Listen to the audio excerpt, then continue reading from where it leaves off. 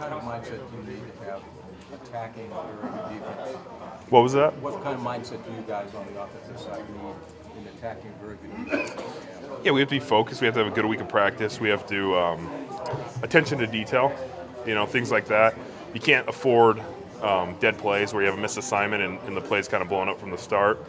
And it all starts with practice. If we have a good week of practice, we're going to go in the game confident and be ready to go. But I think their defense starts with Bobby Wagner in the middle. I think he's probably, the best all-around linebacker, coverage, run game. He blitzes a lot as well.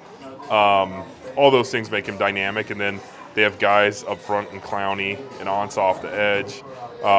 They do some really good things. But actually in a league that's going into like nickel and dime defenses, they play base defense on first and second down a lot. So they have 3 linebackers on the field, and that's kind of different in such a passing league. But they do a good job of covering, and they get to their zones, and they make some things happen. How tough is it to attack their linebackers at that second level? How good are they at shedding? Yeah, that was one of the main points with their linebackers is they get off blocks well. Sometimes they'll take you on, sometimes they'll try and shed you, sometimes they'll go around you, and all of them, have their gap responsibilities, but they're able to make plays as well, which makes them tough. Joel, I know it's only a 5-game span, but how do you account for the inconsistency so far? That's something we talked about in the line room is just the peaks and valleys of the season. We've had a game where we feel like we're on top of the world. Next game, you are embarrassed out there, and so it's one of those things where we have to focus and we have to build on our successes. We can't let any of that affect the way we attack the week. It's 1 week at a time. This league is so week to week, and it humbles you if you're not ready for it. And so we have to come out every week, like it's the most important game, focus on ourselves, improve every day in practice, and be confident and ready to play. Did you guys get away from that, you think, after Baltimore? I don't know. I don't know what it was, but if we want to be successful, we have to take a new approach every week of, hey, this is it. This is what we want. I think no one thought like, oh, we're on top of the world in that sense, but we sure did play like it. So it wasn't something happened that week. It wasn't a good game against San Fran, and we don't want to repeat that. Not like I or we know what we're looking at when we're watching the nuances of offensive line play, but we can look at the fact that there was only 100 passing yards at San Francisco, and the fact that Mayfield got hit. It wouldn't look like a lot, and he got sacked several times. Yep. But it would be easy for anyone to complain. Hey, the offensive line must not be very good right now. But what about the offensive line? How obviously you guys have some ways to go, but are you like light years off or close? I think it's close. We definitely they beat us up this Monday night for sure. They got the better of us on a few plays, and they were pressured, and we have to be better. That's simple.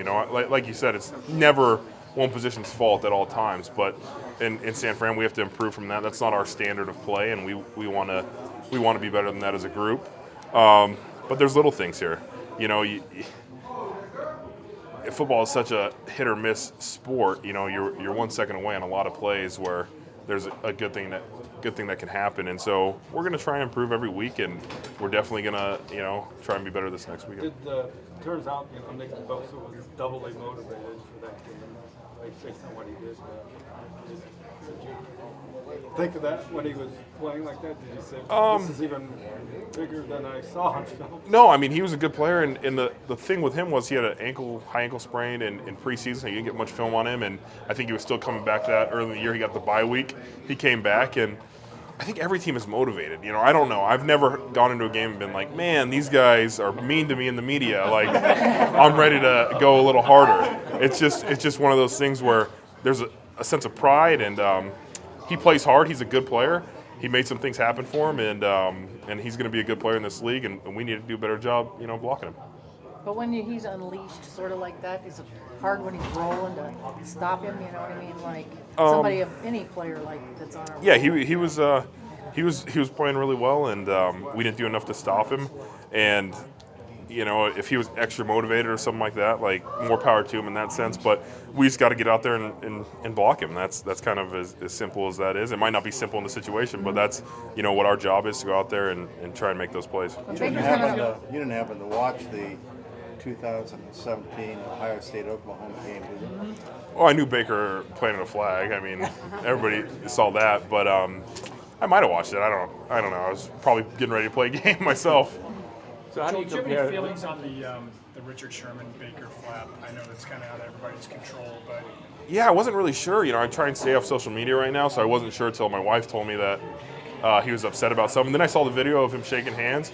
Every time I've ever gone out to be a captain, all last year, you'd shake your hands initially, and then when the coin toss was over, I'd run to the sideline. So from my perspective, maybe some guys shake hands again afterwards. I've seen that happen, but from my perspective, I feel like Baker gave him, the respect he deserved. We know he's a good player in this league. We know he makes plays, and if it's something people use for motivation, I don't know how people motivate themselves. Me personally, I don't see that as a slight, but I wasn't in the situation. I don't know if Baker said something or not, but it looked like they shook hands, and I looked like they, went their separate ways. What about what motivates you? That was a bad game. Is Yeah. that it, or what motivates you? I'm prideful. I want to play well for myself, for my teammates, for the Browns organization, for the fans, and every week I go out there and I want to give my best. From play to play, and if there's a bad game, if there's a bad play, of course I want to go out there and improve on it. It's one of those things where if you think about every bad play you've ever had or something like that, that's going to drag you down. You have to have that next play mindset, learn from what you did wrong, and don't let that happen again, but you have that next play mindset and really try and improve from that. So Joel, how do you compare this pass rush that Seahawks have to what you just faced? They're both really good. They brought Clowney in this offseason, which gives them a dynamic guy, and he's kind of a piece they move around. He lines up a defense end most of the time, but in passing situations, he'll line up over the guards. He'll play off the ball and blitz that way. They run a lot of stunts as well, and I think San Fran hit us with a couple stunts. So it's another good challenge. That whole division has, the NFC West has a bunch of good pass rushers, and they make plays. They'll rotate a few more guys than San Fran did, but it's still a very good group. When Baker's getting pounded like that, do you see his confidence waver ever? No, he's a tough guy, and you see him get hit, and it's like, can we not let this happen? That's that's what I think of. It's our job to keep him up as a whole offense. Linemen, running backs, tight ends, receivers, and that's something you never want to see. But his confidence is not something that wavers. He's the same guy. He goes out there, he's ready to make plays, but when he's getting hit like that, it's one of those things where you're like, let's not let this happen. What's your Staying off social media right now. Oh, I always stay off social media in the season. I have Instagram, but Twitter is just toxic. So it's not good. It's not good in season. It gives everybody an opinion that sometimes it's funny because you'll listen to the positive opinions on social media. You'll be like, wow, they love me, and then you want to hate on the negative opinions. But in reality, it's the same people giving the opinion. So why would you listen to one and not the other? And it's hard for the ego. People want to look at it and they're like, wow, they love me, they don't love me, and it's one of those things where I think it does more harm than good at this time. So it's just one of those things. A few years ago, I was like, what, in season I can deactivate my Twitter, and then in the off season I'll come back to it. I do miss out on some news stuff though, because that's kind of like my source of news. But it's one of those things I decided to do and just try and stay focused on the task at hand. Did you give that up after your rookie year? Or? Yeah, my rookie year I was on it way too much, and then I think it was during my second year when I was like, you know what, let's stay off. I got hurt, and I was like, let's stay off this. We don't need that, in your life. we rip you constantly on there. So Okay, good. I'm ready for it. I'll have my family let me know. Joe, I know you're saying guys are always motivated to play, but when you consider like the Sherman and Bosa,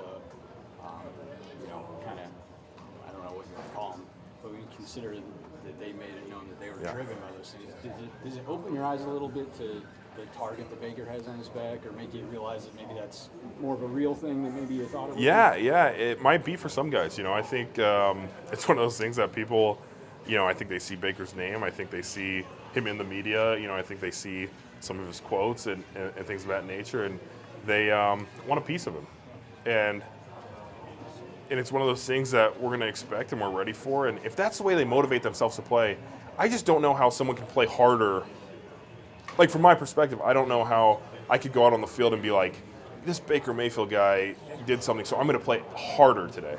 Like, I feel like you're already at a point as a professional where you're playing your hardest. At least I hope so. But maybe some guys aren't at that level. Maybe some guys need it for motivation, or or to inspire them to do that. But, as a professional, I feel like you should be motivated to go out and play. But obviously some guys are using it because we've heard it multiple times where teams are saying, yeah, we want to be motivated by this, and that's what they're using, so we got to step up to the plate ourselves. You see some guys like they'll see them on TV and the commercials and all that, sort of using that too. Like this guy's got all this stuff and he has it Yeah. young, and you know what I mean? Like, Yeah, I've been waiting for the Hulu has live sports, check at our line of scrimmage.